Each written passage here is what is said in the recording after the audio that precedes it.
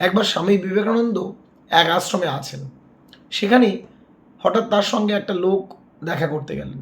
গিয়ে স্বামীজিকে বললেন যে, হে প্রভু, আমি আমার জীবনে কত চেষ্টাই না করি, কত কিছুই না করছি, কিন্তু জীবনে সাফল্য পাচ্ছি না, জীবনে সাকসেসের মুখ দেখছি না। আমি এটা করছি, সেটা করছি, ওটা করছি, তারপরেও কিন্তু বিভিন্ন কিছু করেও সাকসেস পাচ্ছি না। তখন স্বামীজি হাসলেন এবং স্বামীজির পাশে একটা তার পোষা কুকুর ছিল।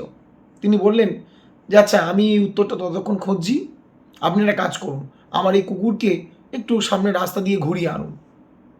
তো স্বামীজির কথা মতো সেই লোকটি কুকুরটিকে সঙ্গে নিয়ে রাস্তাতে বেরিয়ে গেল। বেশ কিছুক্ষণ পর তিনি ফিরে এলেন। তিনি ফিরে যখন এলেন তখন কুকুরটি ভীষণ হাঁপাচ্ছে। স্বামীজি বললেন, কি ব্যাপার, আপনি স্থির অথচ কুকুরটি এত হাঁপাচ্ছে কেন? তখন লোকটি বললেন যে, আর বলবেন না, রাস্তাতে যখন যাচ্ছিলাম তখন কুকুরটি এখানে সেখানে যা বারবার যাচ্ছিল আসছিল, ওকে তো নিয়ন্ত্রণ করাই যাচ্ছে না, ও স্থিরভাবে কি থাকবে।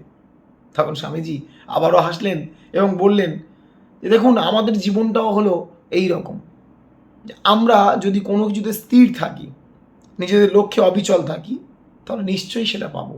আপনি যদি একটাতে স্থির থাকেন, একটা সুন্দর লক্ষ্যে, তাহলে সাফল্য অবশ্যই পাবেন। কিন্তু আপনি যদি স্থির না থেকে নিজেকে অস্থির করেন এবং এ লক্ষ্য সে লক্ষ্য করে যান, তাহলে কিন্তু কখনোই জীবনে সাফল্য পাবেন না, মনে রাখবেন। তখন লোকটি তার ভুলটি বুঝতে পারল এবং সেখান থেকে প্রস্থান করলো।